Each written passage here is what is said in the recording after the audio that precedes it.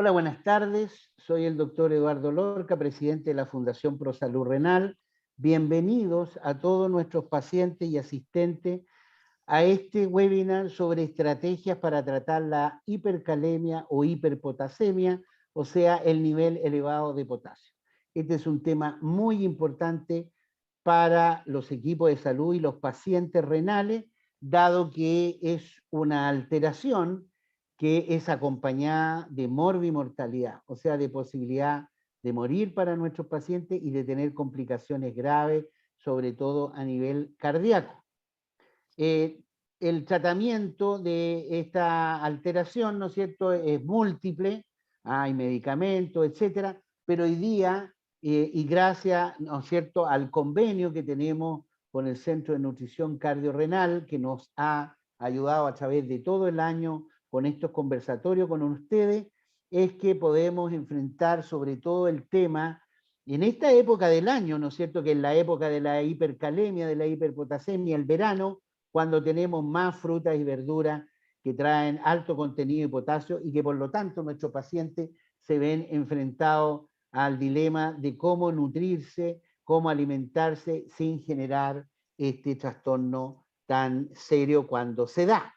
Así que un tema importante en una época especial del año, y tenemos la posibilidad de conversar con nuestras nutricionistas renales del Centro de Nutrición Cardiorrenal, y les pido que vamos a tener una presentación, pero lo más importante es la participación de ustedes con preguntas, con inquietudes, para poder ir respondiendo y sacando adelante la temática de este webinar. Así que les doy la cordial bienvenida a todos ustedes y en especial a nuestra expositora, las nutricionistas renales Andrea Muñoz y Lorena Sandino, a quienes también les doy la bienvenida y les pido que comencemos con nuestro webinar.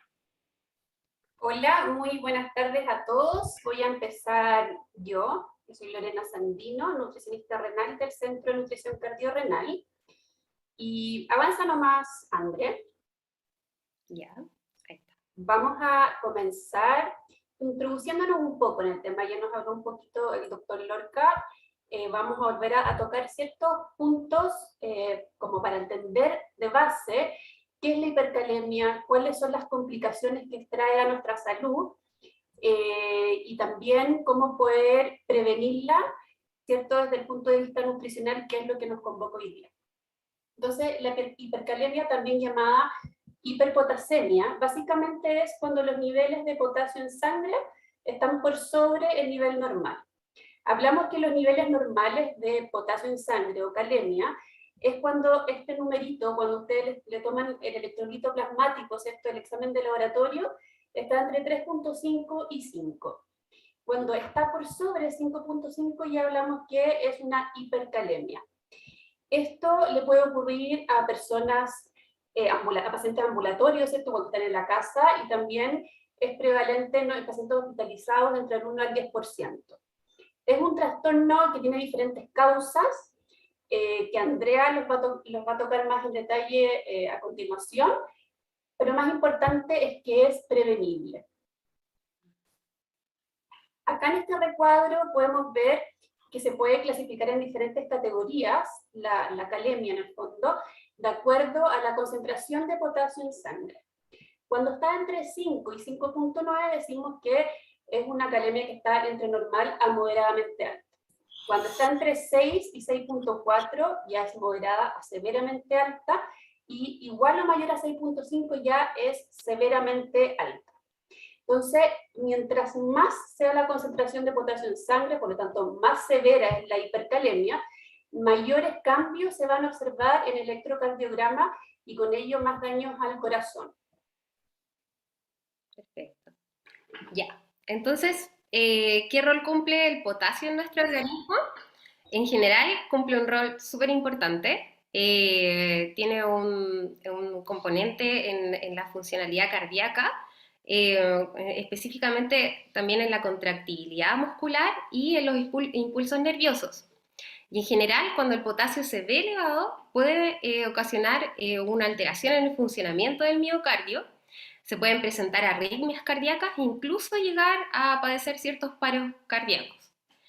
En general, esta hipercalemia no presenta síntomas, pero podrían presentarse algunos, como por ejemplo algunos trastornos neuromusculares.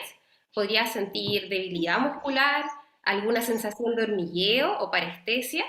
A nivel gastrointestinal podrían presentarse náuseas, vómitos. Y a nivel cardíaco, recién hablaba de las arritmias, se podría ver un pulso lento también, palpitaciones. Entre otros síntomas también podría haber un desmayo repentino y algún tipo de dificultades respiratorias o dolor a nivel torácico. Factores que podrían favorecer a que los niveles de potasio se vean alterados o aumenten en sangre precisamente. En general, las etapas avanzadas de enfermedad renal crónica, alteraciones en la ingesta alimentaria, esto quiere decir que estemos consumiendo alimentos que sean una muy buena fuente de potasio, sobre todo estas fuentes que son inorgánicas o que son con un potasio artificial, adicionado de manera como a nivel industrial, los alimentos procesados. También hay fármacos que pueden favorecer la hiperpotasemia o la hipercalemia. También cuando se presenta una acidosis a nivel metabólico, cuando presentamos estreñimiento o constipación, cuando nuestra diabetes esté descompensada y finalmente otro factor de riesgo podría ser el alcoholismo. Respecto al tratamiento médico, este se va a necesitar en emergencia si el nivel de potasio está muy elevado, ¿ya? Y además, si se presentan algunos signos que puedan ser peligrosos, como cambios en el electrocardiograma, ¿ya? Esto quiere decir como el nivel de las palpitaciones o a nivel cardíaco.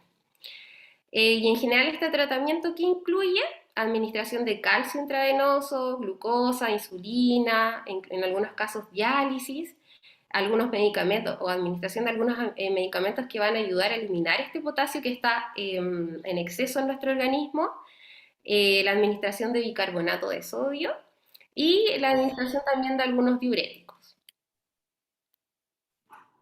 Bueno, entonces ya vamos a entrar de lleno a lo que nos convoca, que son las estrategias nutricionales para prevenir o también para tratar cuando hay una hipercalemia. Un poquito con lo que contaba recién la Andrea sobre los alimentos procesados, vamos a empezar con eso, que es súper importante. Saber que los alimentos procesados, en el fondo, son alimentos o productos alimenticios que fueron modificados por la industria, por lo tanto le adicionaron más azúcares, más aceites, más sodio, pero también, algo súper importante, le adicionan más aditivos, más preservantes. Todo esto tiene un objetivo principal, que es mantenerlos por más tiempo, que sean más sabrosos, que sean más llamativos. Pasa que algo súper importante es empezar a leer los ingredientes de las etiquetas de los alimentos. No tanto el etiquetado nutricional, porque ahí no nos va a salir cuánto potasio tiene, pero como se ve acá en la imagen, el ingrediente mismo. Eso hay que empezar a revisarlo, porque hay muchos aditivos que son a base de potasio. ¿Y qué pasa? Que la biodisponibilidad de estos aditivos en base a potasio es mucho mayor que el potasio mismo que trae un alimento en su estado natural. Entonces, una de las primeras recomendaciones es esa. Sabemos que muchas veces esta letra es la más chiquitita del envase, entonces desde ahí hay que buscar diferentes estrategias, lente, lupa, lo que sea, pero empezar a mirarlo, porque esto es algo que nosotros podemos dejar de lado, porque básicamente los procesados, además de estar entregando en el fondo estos aditivos, también, como les decía, mucho más azúcar, más grasa, más sodio, por lo tanto no es nada saludable. Otra cosa importante es con las sales dietéticas o sales bajas en sodio. Si bien efectivamente tienen un 50% menos de sodio, lo cual es bueno, pero se le ha adicionado potasio, porque el potasio también tiene un rol importante en el control de la presión arterial, pero cuando están estos factores que predisponen a tener hipercalemia, no se puede usar sales como las biosales, bajas en sodio. Otra cosa importante son las... Vuelve una hambre, me faltó un poquito, son las conservas. Los alimentos, por ejemplo, una fruta en conserva, si hablamos de la piña en estado natural versus piña en conserva. La piña en conserva va a estar en este líquido, ¿cierto? En este juguito por harto tiempo, y mientras más tiempo está en este líquido, empieza a liberar estos minerales al líquido. Por lo tanto, una buena estrategia es solamente comer la parte sólida de esa conserva y eliminar el líquido o que otra persona de la familia ahí lo consuma. Y bueno, por sobre todo preferir siempre el estado natural, porque claramente esta conserva también va a traer algunos de estos aditivos que pudiesen ser en base a potasio. Ahora sí. Bueno, como sabemos, todos los alimentos de origen vegetal tienen potasio, pero también tenemos esta clasificación que les presentamos acá, que está con los colores de un semáforo. Verde son todos los alimentos vegetales que son bajos en potasio, amarillo los moderados en potasio y rojo los altos en potasio. Entonces, una de las cosas que se puede hacer y que se debe hacer cuando hay hipercalemia o estamos en riesgo de esto, es elegir frutas y verduras que sean bajas en potasio. Y aquellas que sean moderadas o altas, vamos a aplicar un proceso que se llama de desmineralización, que se los voy a explicar más ratito. Pero además de hacer esta elección de todo lo que sea con menor contenido de potasio, también es muy importante el respetar las porciones indicadas. Todos hemos escuchado, ¿cierto?, esta recomendación poblacional de los 5 al día, ¿cierto?, que hablan de 5 frutas y verduras, en el fondo vegetales al día.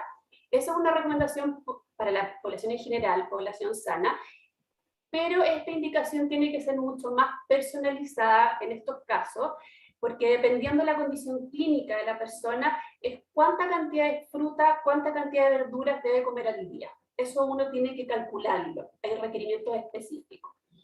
Y otra cosa importante, por ejemplo, si vemos acá en la tablita buscamos una fruta, por ejemplo, ya, la manzana. Dice que la porción es una unidad chica. Una unidad chica de manzana es baja en potasio, pero si me como 5 manzanas, ya deja de ser bajo en potasio porque se acumula más potasio. Entonces, también algo importante ahí de respetar es las porciones. Ahora sí. Bueno, y esta es una técnica culinaria que se llama desmineralización de los alimentos, y es súper importante realizarla porque ayuda a bajar de un 30 hasta un 50 o más por ciento el potasio que contienen los vegetales. Y es bastante sencilla, lo que sí conlleva a programarnos un poquito más, a planificar un poco más de alimentación. Y esta consiste en inicialmente picar los vegetales, mientras más chiquitito mejor, y dejarlos remojando en agua, cualquier agua, agua potable de la llave. Se dejan remojando ojalá 12 horas, pero por lo menos toda la noche. Al día siguiente es súper importante eliminar esa agua de remojo, porque como les comentaba recién en el caso de las conservas, estos vegetales o las frutas, lo que esté en remojo, va a empezar a eliminar minerales al agua. Entonces esa agua hay que eliminarla. Y después se somete estos vegetales a una cocción, a hervirlos en el fondo 5 minutos, se vuelve a eliminar el agua y después se le da la cocción definitiva. Si bien es un proceso que es largo, idealmente cumplir todos estos pasos en todo este tiempo, pero también sabemos que en la práctica de repente no logramos algún día planificarnos tanto, y nos pilló la hora y queremos cocinar, y pues, de repente hay algo que tiene más potasio y lo queremos comer. Si no se cumplen los 6 pasos, bueno, hacer hacer el doble hervor o dejarlo remojando solo en la mañana y cambiándole el agua de remojo, todo eso va a ir sumando para ir disminuyendo este contenido de potasio que nos van a aportar.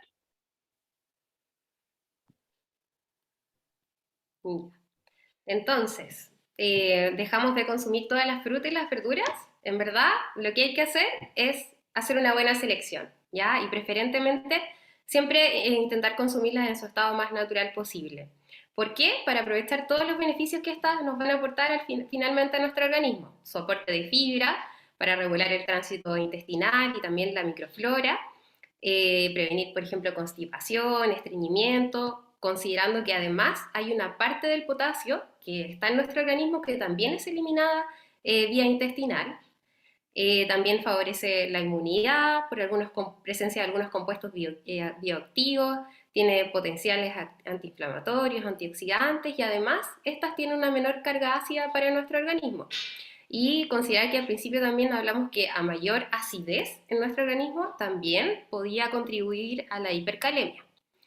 Entonces, ya como haciendo como un pequeño resumen, ¿con qué nos tenemos que ir quedando? Importante hacer una buena selección de estas frutas y verduras, consumir la porción, ya que nos va a indicar nuestra nutricionista renal, consumirlos en la frecuencia, que es indicada también, aplicar estas técnicas que hablaba recién Lorena de desmineralizar los alimentos, sobre todo los que son altos en potasio, y preferir alimentos naturales, vamos a ser muy reiterativos en eso, por sobre los procesados o ultraprocesados por el contenido de todos estos aditivos artificiales. Entonces seguir un poco esta arcoíris para la salud renal, ya incorporando distintos tipos de frutas, de verduras, en sus distintas variedades de colores, ya que cada una de ellas nos va a aportar distintas vitaminas, minerales, etcétera. Y ya para no olvidar, llevarnos esto a casa, recalcar que la calidad y la cantidad de los alimentos que ingerimos va a ser súper importante. Siempre, nuevamente, lo natural por sobre lo procesado, y aquí como que se une a la frase de intentar visitar más ferias que supermercados. La alimentación debe ser lo más variada posible, siguiendo esta guía como del arco iris que les presentábamos recién, para poder entregar a nuestro pool una gran opción de vitaminas, de minerales, compuestos bioactivos que sean beneficiosos para nuestra salud. Y ante dudas, siempre, bueno, respecto a la alimentación o sobre nuestra salud renal, consultar a la nutricionista renal o a nuestro nefrólogo, ¿ya? Y no recurrir, por ejemplo, a fuentes como blogs de internet y páginas similares para asegurarnos de que la información que estamos recurriendo sea de fuentes confiables. Y con eso damos por finalizada la presentación y ahora quedamos aquí atentas a sus dudas, sus consultas, comentarios, etc. Muchas gracias. Gracias Andrea, gracias Lorena por la presentación que espero vaya seguida de muchas dudas, muchas preguntas de parte de nuestros pacientes. Ya tenemos algunas preguntas que vamos a iniciar inmediatamente. Hola, mi consulta es, además de fruta y verdura, ¿qué otros alimentos tienen mucho potasio? Todo lo que es de origen vegetal tiene potasio. Además de las frutas, las verduras, también están las legumbres y los granos como el choclo, las arvejas, las habas. Eso principalmente, también un poco más de potasio tienen los frutos secos, pero acuérdense que lo más importante es que hay categorías que se pueden comer, que hay bajas, moderadas y altas, y las bajas se pueden comer a diario. Las otras hay que tener una frecuencia de consumo a lo mejor un poco menor. Por ejemplo, hay una proteína vegetal, Andrea, Lorena, que es importante, que es la que viene en las legumbres. Tenemos que tratar de alguna manera especial las legumbres, que es una comida frecuente en nuestra población general y también en nuestros pacientes renales. Claro, totalmente. Y al final es como la práctica que tradicionalmente se le ha hecho a las legumbres, que es el remojarla, el aplicarles la cocción, que cumple como con los pasos a pasos de la técnica de desmineralización que explicó Lorena. Y con eso también reducimos de manera importante el contenido de potasio y además favorecemos que ciertos compuestos que están presentes en las legumbres igual se activen y sean de mejor absorción. Claro, aquí decía, por ejemplo, Andrea Lorena, el mote con huesillo es frecuente desde el 18 al verano. ¿Se puede comer los huesillos? ¿Podemos eliminar el jugo? ¿Qué hacemos? ¿El mote se puede servir? Sí, yo creo que ahí la recomendación es, bueno, el huesillo de por sí se deja remojando en la noche, entonces ahí ya se aplica esta técnica de remojo y como les explicaba, empieza a liberar potasio esa agua, entonces se le puede aplicar la técnica de mineralización a ambas cosas. Y claro, también ahí tener ojo con las porciones, con la cantidad que se sirve.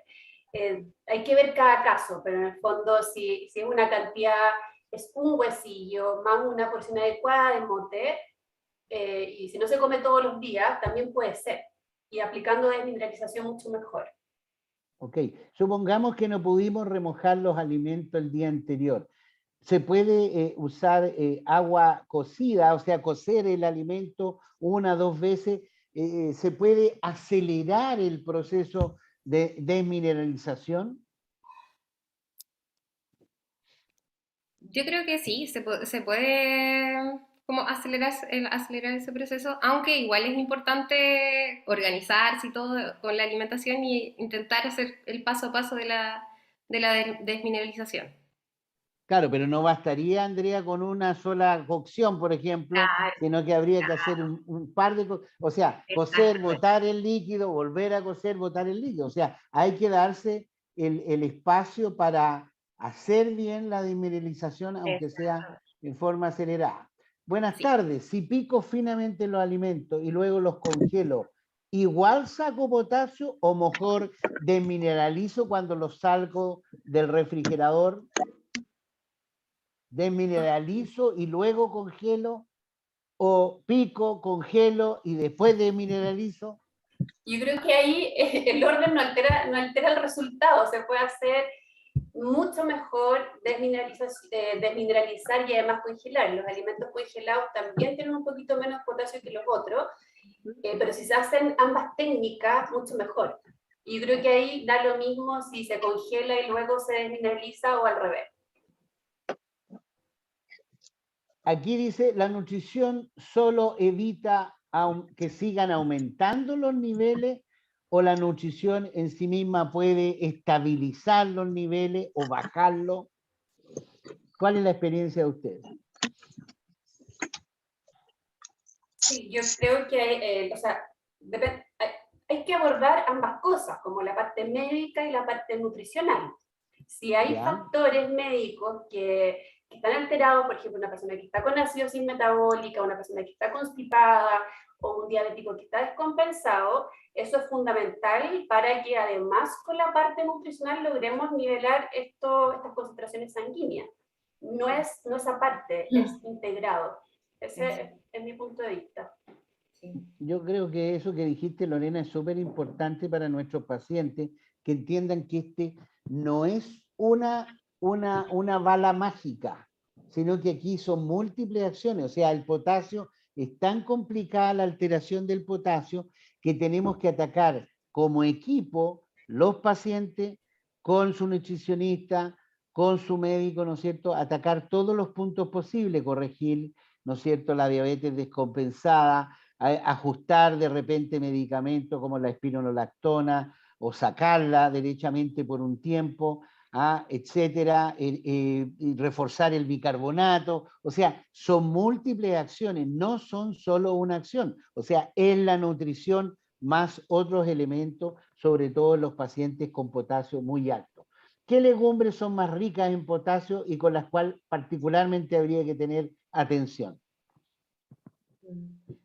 En general, todas son muy ricas, pero siempre Ya. se habla mucho del poroto de soya, que hoy en día con esta tendencia de alimentación basada en planta, el poroto de soya es una legumbre que es como muy rica en nutrientes y dentro de esas está su alto contenido de potasio. Y el resto, que son las más consumidas, los porotos, las lentejas, los garbanzos, son como, tienen casi el mismo aporte, son igual de ricas, pero dentro de estas se destaca más la soya. Perfecto. ¿Cuándo uno debiera preocuparse de la biosal? ¿Con qué nivel de función renal creen ustedes que ya uno debiera preocuparse? Porque la biosal en un enfermo renal muy hipertenso es una alternativa interesante a, ¿no es cierto?, reducir la ingesta de sodio y aportar potasio que baja la presión.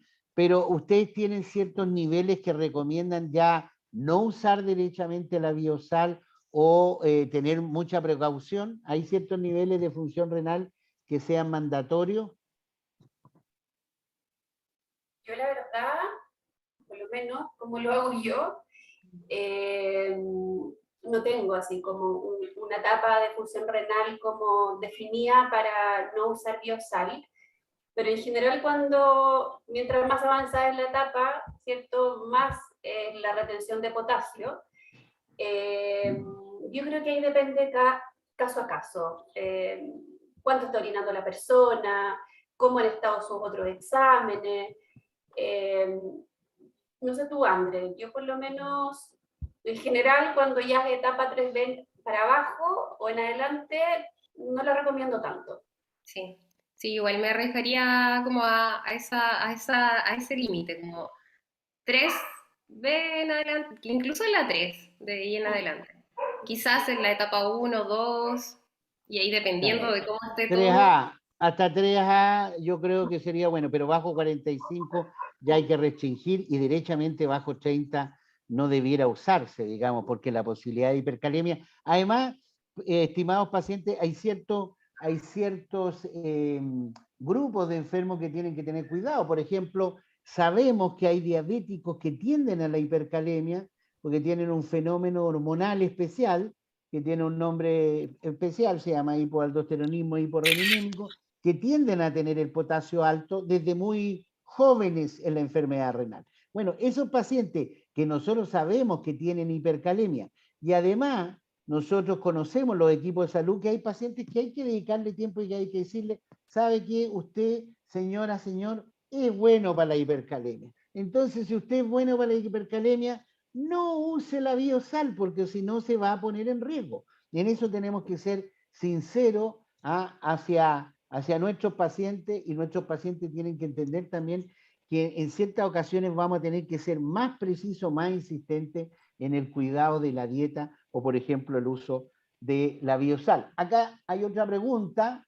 Espérenme un poquitito. Todas las frutas y verduras debieran desmineralizarse. Por ejemplo, yo veo difícil desmineralizar la palta, o estoy equivocado. Ahí me matan con la palta mía, porque yo soy débil de la palta, débil de la palta.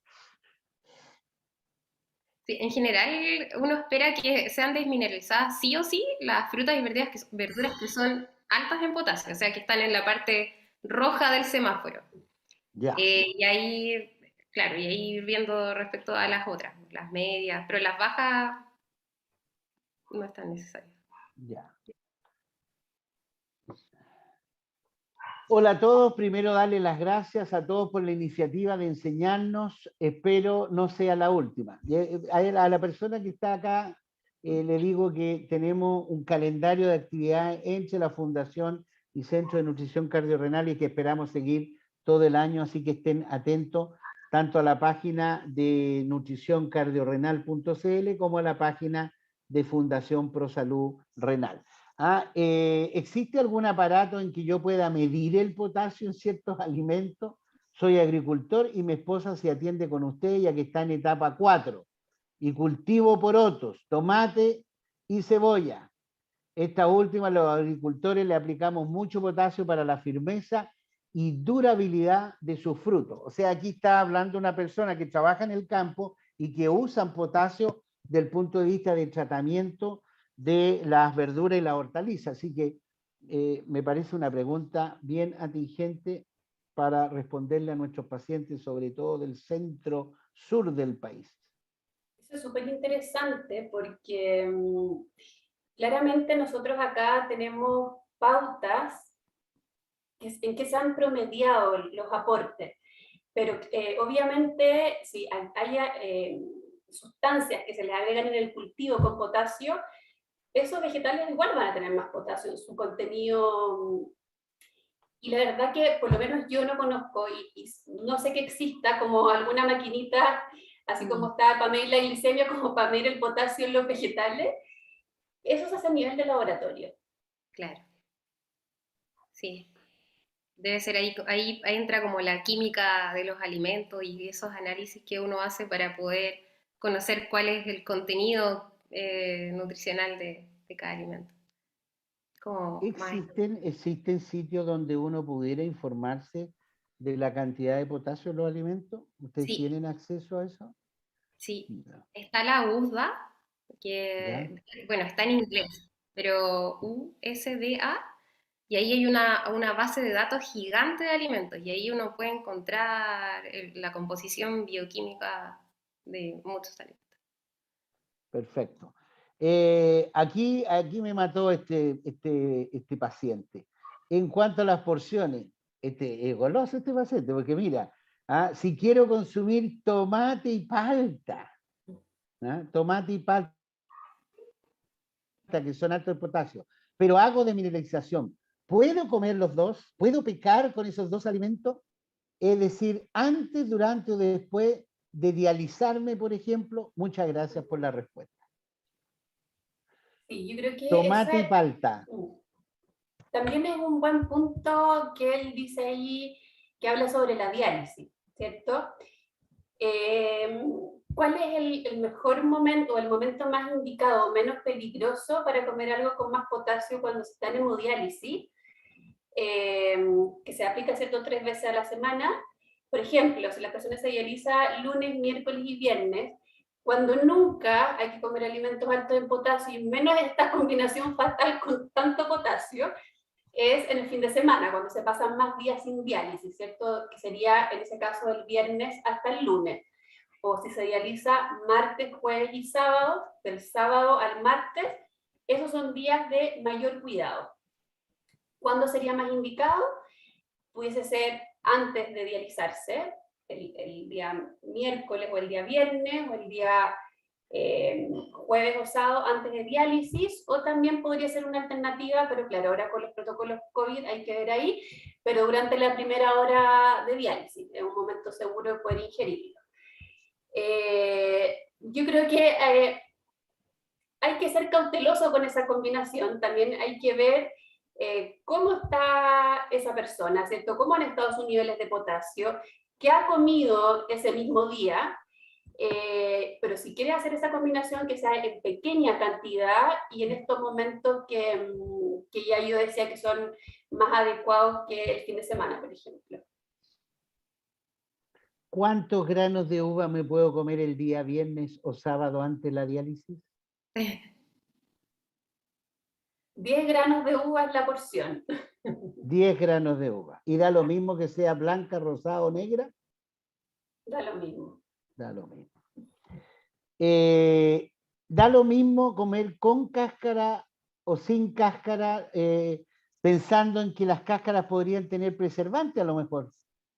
Da lo mismo fruta y verdura con cáscara, sin cáscara, para el tema del potasio. Va a depender no sé, del enfoque, porque igual en la cáscara, naturalmente, se encuentra el mayor contenido de vitaminas, de minerales, de compuestos bioactivos. Los compuestos bioactivos son como estas sustancias que ejercen efectos positivos en la salud, los antioxidantes, etcétera, antiinflamatorios.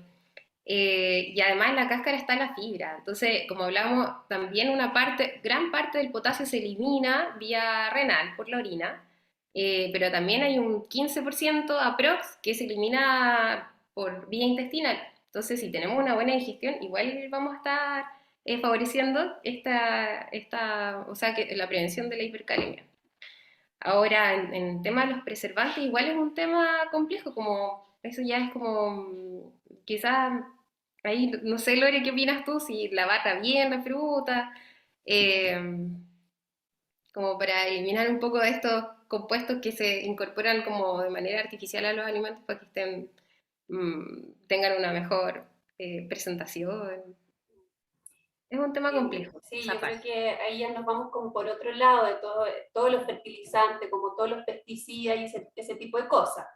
Pero yo creo que tiene beneficio muchas veces consumirlo con cáscara por la fibra, para tener un buen tránsito intestinal y por todo lo que decía la Andrea. Y en realidad esta clasificación que tenemos también está considerada, por ejemplo, si es una manzana, la cáscara. Entonces no debería ahí como salirse mucho de rango por eso.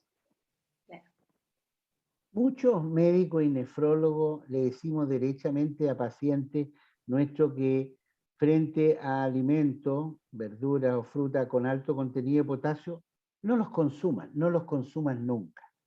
Entonces quiero recapitular con ustedes, estamos en la época del choclo, estamos en la época de los porotos verdes, del melón, del durazno, de la uva. Nuestros pacientes renales pueden comer este tipo de alimentos. Y si lo van a hacer, ¿qué recomendación muy precisa debieran tener en consideración nuestros pacientes? Primero que nada, se lo pregunto en un paciente que no está en diálisis. Estamos hablando de un 4, un 5 prediálisis. Y por favor, si después cambia, si el paciente está derechamente en diálisis peritoneal o en hemodiálisis. Yo creo que, bueno, la recomendación ahí siempre, pero siempre, es aplicar la técnica de desmineralización completa de ese alimento. Por ejemplo, en esta época, como bien decía el doctor, el pastel de choclo, la humita, de partida hacerlo en la casa, porque en la casa va a poder desmineralizar correctamente. Si lo compramos, no va a tener este proceso, y podemos bajar hasta el 50% del contenido del potasio aplicando la técnica completa. Entonces yo creo que esa es la primera recomendación, hacerlo en la casa y desmineralizar. La segunda recomendación es comer cantidades prudentes, no 3 humitas, 4 humitas, sino que puedo comerme una humita y ese día no optar por la ensalada de tomate, por ejemplo, sino que escoger una preparación ese día que sea con más potasio y además me aseguro de desmineralizarla. Y también tener cuidado, por ejemplo, en el caso de las personas que no están en peritoneodiálisis, porque ya además se dializan todos los días, entonces hay un mejor manejo ahí del potasio. Las personas que están todavía sin diálisis o en hemodiálisis, de tener también una visión de qué cosas ha comido en la semana, porque el potasio es acumulativo, entonces probablemente podemos comer cosas con más potasio, depende de cada caso, lo voy a lanzar así como al aire, pero tal vez una vez a la semana me doy el permiso para comer una verdura o una preparación que tenga más potasio y una fruta con más potasio. Y el resto del día equilibro comiendo preparaciones y alimentos con menor aporte. Bueno, y en el caso de hemodiálisis, también lo que hablábamos, como de qué días son más adecuados que otros para consumirlo, ¿cierto? Nunca en estos periodos que pasan más tiempo sin diálisis. Ok, entonces, queridos pacientes, podemos comer alimentos con alto contenido de potasio, pero les pedimos que se programen, ¿ah? Que analicen su agenda dietaria, ¿no es cierto?, de la semana, que miren, ¿ah? Y se programen. Ya voy a probar, ¿no es cierto?, una porción de pastel de choclo el día sábado, pero por favor cuídense el resto de la semana para no tener acumulado el potasio. Buenas tardes. La manzana que se vende seca, ¿se puede comer? La selga, ¿se puede comer cruda como ensalada? Ahora hay hartos productos que están vendiéndose así como deshidratados. Hay que tener como mucho ojo en que sean realmente deshidratados y no estos que son confitados, etcétera. Entonces, de poder consumirlas sí se puede, pero revisen siempre los ingredientes que no tengan incorporación de azúcar ni ningún otro aditivo o conservante dentro de este alimento. Entonces, sí, de hecho son muy buenas opciones como colación, etcétera. Y para los pacientes que tienen restricción hídrica, por ejemplo, el peritoneo en hemodiálisis, la fruta deshidratada también funciona súper bien. Y respecto a la selga, se puede comer cruda, pero igual la selga es uno de los alimentos que se destaca por su contenido de potasio. Entonces aquí se recomienda uno, o picarla, dejarla desaguando, aplicar la técnica, o algo súper importante también es escaldarla, que es por 5 minutos, dejarla remojando en agua hervida, como para también disminuir su contenido de oxalato, que es un compuesto, es un antinutriente, que es un antinutriente que roba calcio, entonces forma ahí compuestos que no son deseados en el organismo. ¿Ya? Entonces, técnica de desmineralización o este escaldado que son 5 minutitos en agua hirviendo. Este tema que vamos a tocar es complejo porque vamos a tener que responderlo entre los tres aquí, ¿ah? Pero aquí nos preguntan cómo compatibilizar el tratamiento médico que tiene enalapril, losartán, ¿no es cierto?, o espironolactona, ¿ah?, y la dieta. Yo quiero partir respondiendo, porque esta es una pregunta que me parece importante de la audiencia. Los medicamentos que se utilizan para la presión y para prevenir la progresión de la enfermedad renal lamentablemente tienen como efecto colateral elevar el nivel de potasio, tanto el enalapril, el losartán, que son los más comunes, ¿no es cierto?, se llaman bloqueadores del sistema renina-angiotensina, como la espironolactona u otros medicamentos que son antialdosterona, que es una hormona muy importante, ¿no es cierto?, que produce inflamación, cicatrización, fibrosis renal, y que lamentablemente, ¿no es cierto?, en el caso de los antialdosterónicos que bloquean esta hormona, pueden subir el potasio. Esto es un fármaco muy importante que los nefrólogos lo usamos con cuidado con ustedes, que estamos permanentemente controlando el potasio, que estamos controlando el bicarbonato para tener un bicarbonato adecuado, ¿no es cierto?, sobre 22, idealmente, para que no se nos suba el potasio, pero que los médicos y los nefrólogos jugamos un poquitito, por usar una palabra, digamos, en el sentido de que son necesarios, pero tenemos que estar con el cuidado del tema del potasio. ¿Ah? Entonces, aprovecho también de preguntarle a Andrea y a Lorena en su práctica clínica, ¿ustedes le dan importancia al hecho de que el paciente esté con estos fármacos en el manejo nutricional de estos casos?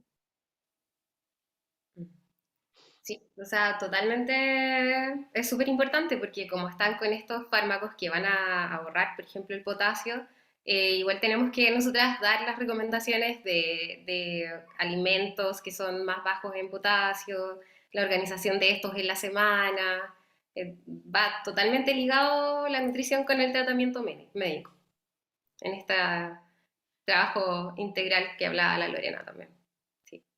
Claro, y mirándola al revés, Andrea, sabemos que la nutrición es antiproteinúrica y estos fármacos son antiproteinúricos, o sea, son necesarios en muchos de nuestros pacientes renales avanzados que estamos tratando de frenar la proteinuria, que no avance la enfermedad renal, que no lleguen a diálisis. Entonces, por eso digo, yo uso el término jugar, ¿no es cierto?, en un buen sentido de la palabra, en que estamos midiendo la nutrición, los bloqueadores del sistema renina-angiotensina, los antialdosterónicos, para obtener el beneficio, pero siempre estamos aquí con la espada de Damocles en el cuello de la hipercalemia. Así que es un tema complejo, estimados pacientes, y que le pedimos que ustedes estén siempre dialogando con nosotros, porque este es un tema complicado, difícil, y a veces nos van a ver, ¿no es cierto? A mí me ha tocado, por ejemplo, pacientes que la nutricionista me dice, doctor, ¿sabe qué? Tenemos que suspenderle un tiempo la espironolactona porque está con el potasio muy alto el paciente. Y ahí trabajamos como equipo en beneficio de nuestros enfermos. Así que aquí todos mirando, ¿no es cierto?, utilizar los fármacos, utilizar la nutrición, bueno, y cuando estamos con problemas, enfrentándolo y tratando de resolverlo con todas las medidas que sean necesarias, aumentando el bicarbonato, aumentando la furosemida para que bote más potasio con el diurético, o extremando la nutrición como habíamos visto. ¿Qué pasa con los mariscos? ¿Se puede comer sushi? Los mariscos son altos en potasio. Es una fuente también rica de proteínas, pero tiene más potasio. Entonces, también se puede aplicar este proceso de estarlo remojando. Y si vienen en conserva, ojo ahí, tienen más sodio, botar ese líquido, pero se pueden remojar previamente. Yo creo que también ahí va a depender del estado de cada persona, como decirle cuántas veces a la semana puede consumirlo o cuántas veces al mes.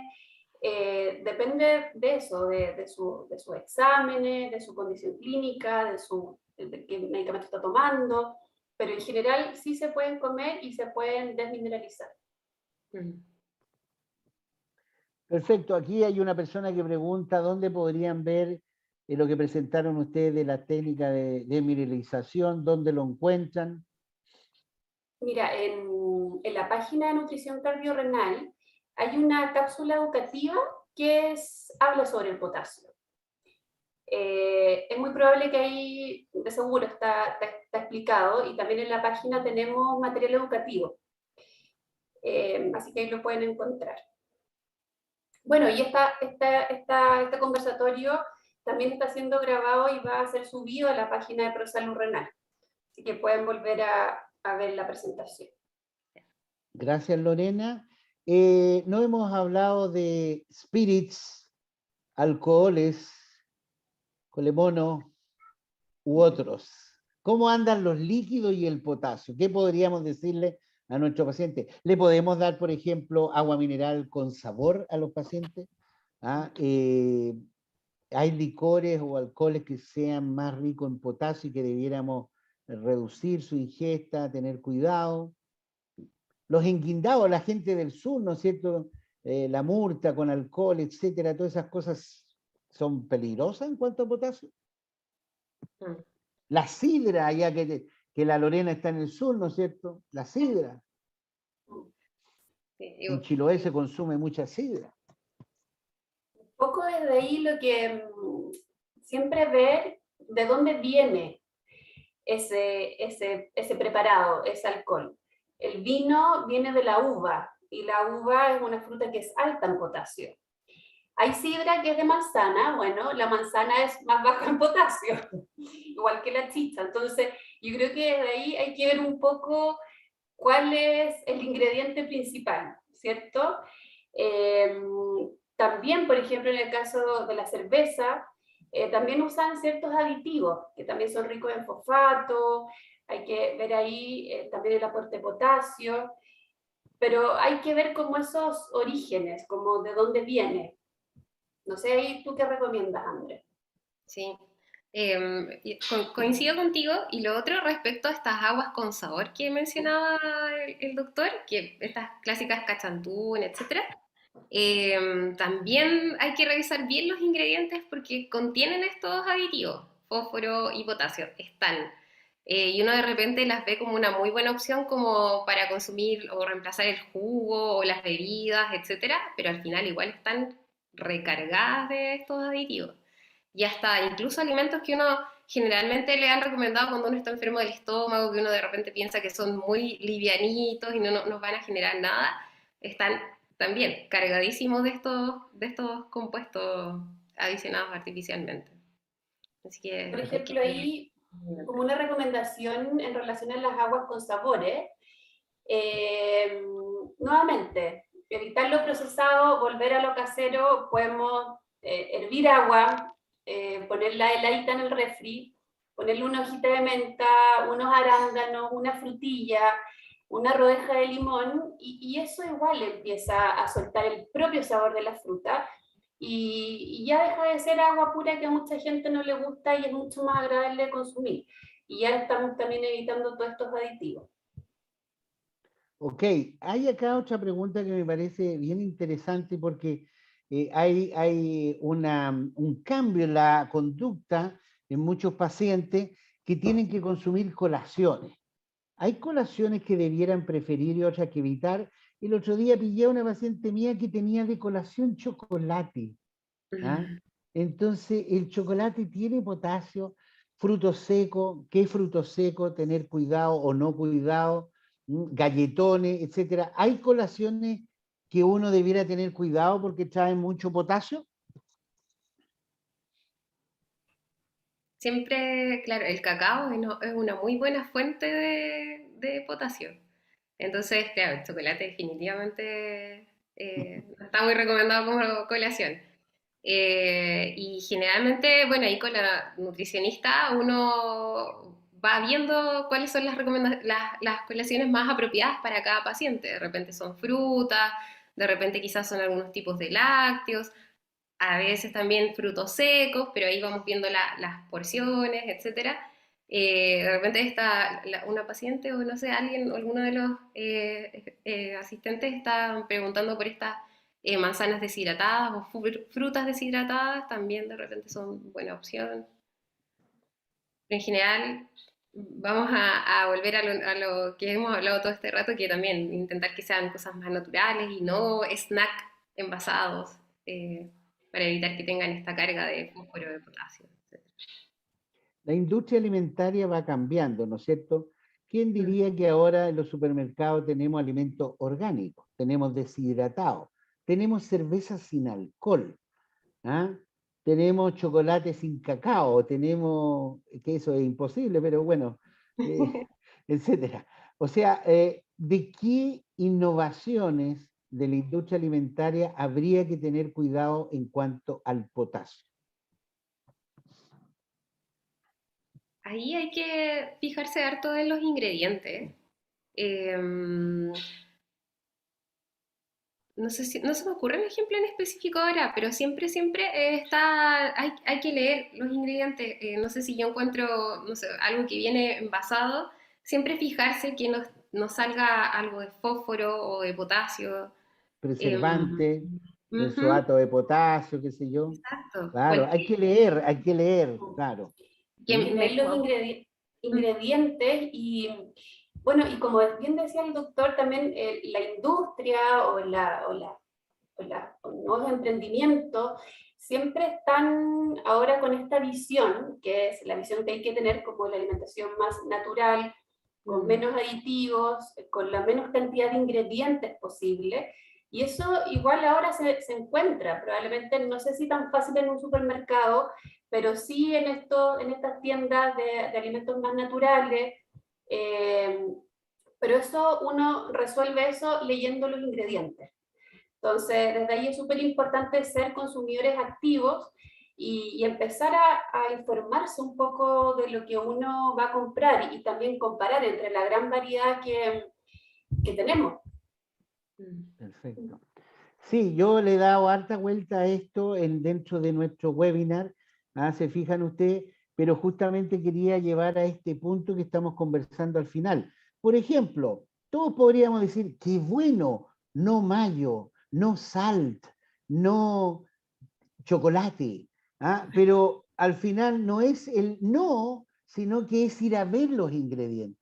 Ese es el mensaje potente que tienen que quedarse ustedes, estimados pacientes, con este webinar. Ir a revisar los ingredientes, conocer de a dónde proviene el alimento, tener cuidado con los alimentos que son envasados, que son tratados, que son fabricados, ¿no es cierto? Porque van a tener preservantes, etc. Entonces, el mensaje potente es, por favor, vayan a ver los ingredientes más que nada, porque aunque diga orgánico, aunque diga no mayo, puede tener elementos que afecten la composición de ese alimento que vamos a ingerir y que al final, ¿no es cierto?, nos traiga de colación, ¿no es cierto?, un efecto adverso como podría ser la hipercalemia y terminamos hospitalizados y terminamos, ¿no es cierto?, en una UTI con una arritmia cardíaca grave, etcétera, etcétera. Así que ya estamos en la hora, así que quería pedirle a Lorena y a Andrea que fuéramos cerrando y si quisieran mandar algún mensaje específico para nuestros pacientes o redondear alguna idea que les parezca a ustedes hacia nuestros pacientes en relación a este webinar. Bueno, yo quiero de partida agradecerles a todos por conectarse, por compartir con nosotros, que es un espacio súper valioso. Y el mensaje que me gustaría como que se lleven a la casa es eso, un poco lo que hablamos, como tendencia a lo más natural, aprender a seleccionar leer etiquetas, pero también a consultar a personas especialistas en el tema, porque desde ahí la nutrición, así como los medicamentos, también son individualizados. Acá tratamos de dar una orientación, pero cuánto puede comer la persona, cuántas veces a la semana, eso es completamente individual, depende de su estado nutricional, de su estado de salud, así que eso, como informarse de fuentes especializadas en el tema. Sí. Andrea. Sí, también agradecer a todos por su participación, por sus preguntas, por enriquecer esta sesión. Y yo voy a insistir en el lema de visitar más ferias y menos supermercados dentro de lo posible, obviamente, y estar siempre ahí de la mano con el equipo de salud, con el nefrólogo, con la nutricionista, ante cualquier duda, consulta. De repente a nosotras nos llegan, por ejemplo, fotos de nuestros pacientes con el etiquetado, y nos dicen Nutri, ¿podemos comer este alimento? Sí, no. Entonces igual atrévanse a romper como esa quizás barrera que se ha formado con el profesional de la salud y acérquense, consulten, es mucho mejor quitarse las dudas que después podamos generar algún efecto que no deseado en la salud. Así que a eso los invito, a comunicarse con nosotras y estar ahí siempre cuidando su salud y organizándose también con su nutrición y todo esto. Estamos para apoyar su proceso, así que bienvenidos. Perfecto. Yo quiero agradecer a nuestros pacientes que asistieron, quiero agradecer a los profesionales de la salud que se nos conectaron, Andrea, Lorena. Quiero también agradecer a nuestro equipo administrativo que está detrás de estos webinars. Y los invito a la página de Fundación Pro Salud Renal. Ahí ustedes tienen el link de nutrición cardiorrenal o entrar directamente a la página de nutricioncardiorrenal.cl. Ahí van a encontrar la información, van a encontrar las cápsulas educativas y la idea es que ustedes tengan acceso a toda esta información. También ahí pueden consultar para poder conectarse con profesionales y tener respuesta, porque al final a nosotros lo que nos interesa es servirlo a ustedes y tratar de responder sus dudas y evitar complicaciones, evitar hospitalizaciones y que les vaya mejor y tengan mejor calidad de vida. Así que en el chat están los sitios para que ustedes los copien a nuestros pacientes si quieren entrar y puedan tener contacto, por ejemplo, con personas como Andrea Muñoz o Lorena Sandino. Yo soy el doctor Eduardo Lorca, presidente de la Fundación Pro Salud Renal, y les doy, ¿no es cierto?, mi mejor saludo. Aprovecho que estamos partiendo el año de desearle a todos ustedes un excelente año 2022 y nos estamos viendo en el próximo conversatorio en que iremos tocando diferentes temas de interés para ustedes. Muchas gracias y muy buenas noches.